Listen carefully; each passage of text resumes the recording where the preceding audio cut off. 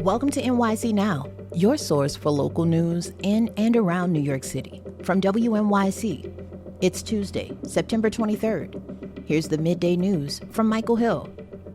Kawasaki builds the bulk of the MTA's train cars in Nebraska and delivers them to Yonkers for final assembly. But a new report says shoddy working conditions at both plants is delaying production, forcing New Yorkers to wait longer for new trains. WNYC's Ramsey Khalife reports. The new report from the group Jobs to Move America says the workers at Kawasaki are underpaid and demoralized. The group surveyed 180 current and former employees at both the company's plants, who say they're not paid a living wage and are constantly fighting against poor working conditions. That says Kawasaki receives billions from the MTA to build modern subway cars. The report alleges high rates of worker turnover keep delaying production of new trains. It also says worker problems have led to equipment failures. Over the last 2 years, the MTA has reported problems with gearboxes and signals on subway cars built by Kawasaki. A fare hike is coming to New York City buses and subways. The MTA has just approved the fare increase, which will bring the cost of a single bus or subway ride from $2.90 up to an even $3. The new fare for express buses will go up to $7.25 from $7. Long Island Railroad and Metro-North prices are going up by 4.5%. As we've been reporting, the proposed Metropolitan Park Casino gambling project, eyed for Willets Point, Queens, is moving forward. A community advisory committee just minutes ago voted 6-0 to advance the plan to a final round of security. Metropolitan Park joins 3 other casino projects vying for 3 downstate casino licenses up for grabs. This is Mets owner Steve Owner and Steve Cohen and Hard Rock Entertainment's proposal. 76 and mostly sunny now, mostly cloudy today, and a warm 81. Stay close. There's more after the break. WNYC. 5 weeks from today, New Yorkers go to the polls to elect a new mayor. To keep up with all the latest, we're bringing you Campaign Catch-Up, a quick weekly look at the latest on the race. This week, we have Ben Max, Program Director at New York Law School's Center for New York City and State Law and host of the Max Politics podcast. Well, it's a different-looking race than it was just this past weekend, Ben. Incumbent Mayor Adams pulled out of the race on Sunday, leaving Democrat frontrunner Assemblymember Zohran Mamdani, former Governor Andrew Cuomo on the independent line, and Curtis Sliwa as the Republican. But given that Adams was polling in last place, Ben, does it really change things all that much for any of the candidates? Well, that's to be seen. I think there's a little bit of debate going on because even though Adams wasn't exactly polling with a significant vote share, if this election winds up being close, which it could, anything helps tip the balance, possibly. And the other thing is that Adams dropping out of the race contributes to a narrative that Andrew Cuomo is certainly trying to achieve, which is that this is really a one-on-one race between Andrew Cuomo and Zohran Mamdani. As you got at, Curtis Sliwa is still in the race, the Republican nominee. He doesn't seem to be going anywhere. But Adams dropping out, absolutely, as voters start to really pay attention in the final weeks, gives more of an impression that this is, again, a one-on-one race like it was in the primary, but we have a different electorate here for the general. Can Sliwa withstand the pressure from Trump and billionaire Bill Ackman to get out of the race? You know, Curtis Sliwa is a character unlike any other, so I take him at his word at the moment that the only thing that gets him out of this race is some sort of unfortunate incident where he meets his demise. He's been talking about that. I wouldn't say that otherwise.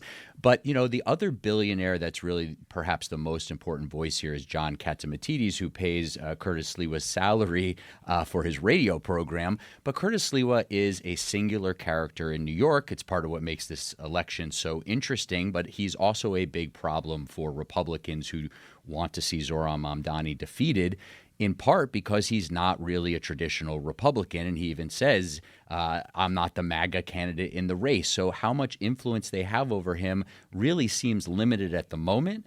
But, you know, everybody says they're not dropping out until they do.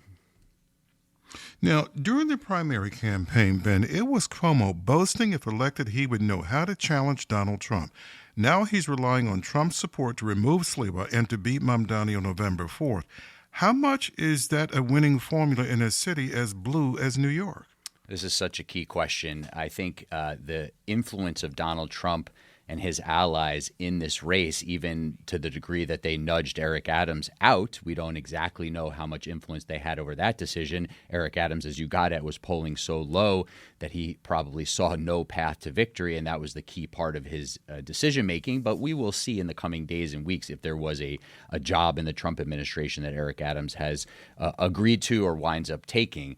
But the degree to which Zohran Mamdani can use Trump's influence against Andrew Cuomo in this race is going to be one of the important factors. How much do New Yorkers at this point choosing their next mayor really care about that in this 70-30 Democratic city where Trump got about 30% in the city in the last election? Or how much are they still really focused on nuts and bolts issues of affordability in the city, safety in the city, education, housing, the list goes on? That Andrew Cuomo is hoping to keep Trump sort of behind the scenes while also continuing to make the argument that whether Trump prefers me or Mamdani, I still would be best to deal with him because you don't necessarily always want to be fighting against the president is the needle that he'll try to thread here in the final weeks. Now, Ben, Adams accuses Cuomo of instigating Adams's removal from this race and the pressure. Adams went so far as to call Cuomo a liar and a snake. Can anybody rely on Adams to endorse Cuomo in this race for November to defeat Mamdani? This will be one of the other interesting factors down the stretch here. Eric Adams certainly harbors a lot of ill will towards Andrew Cuomo at this moment, but he may be more interested in seeing Zohran Mamdani defeated. Part of what Eric Adams is worried about right now, and we saw this in his video where he dropped out of the race, is his legacy. He is now coming to terms with being a one-term mayor, but he still believes, and in a significant degree is correct, that he'll have a lot to be proud of on policy and programs. So he's worried about protecting that legacy. He knows that Zohran Mamdani coming in perhaps will dismantle a lot more of what he's put in place than Andrew Cuomo. So could Eric Adams sort of suck it up and decide to throw his weight behind and his voice behind Andrew Cuomo down the stretch? I think that's definitely possible, as much as Eric Adams probably would not like to do that. And then as you get at, there's also the outside influence coming into play. And again, that ties in with the question of where is Eric Adams heading next after these final 3 months as mayor?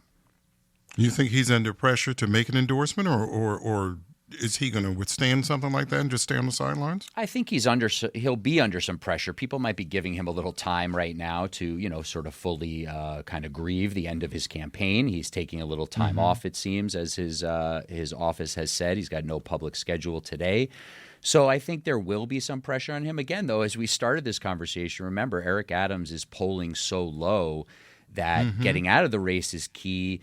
An endorsement, I don't know how much that moves the needle. It certainly would probably be somewhat helpful to Andrew Cuomo to get Adams behind him, especially with, again, some of those voters that were still in his corner.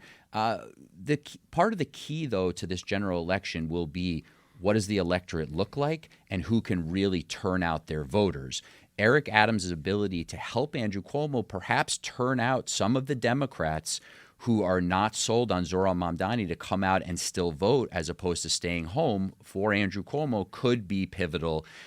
Eric Adams was also pulling, we saw in some of the polling, from Curtis Sliwa, quite a few Republicans. So Adams could have some influence there. But again, he's been a very unpopular mayor for a long time, so his sway with the electorate is probably fairly limited. Ben, less than a minute to go. If there is a government shutdown, or switch gears here, how would that affect the mayor's race? Well, I think one of the key things it does is return voters' attention to issues of management, leadership, experience, also relationships with the federal government. Now, there's some people questioning, of course, Zohran Mamdani's limited resume. At the same time, a lot of the people who are supporting him and looking at him favorably want someone in the position of mayor who will be a fighter against the Trump administration.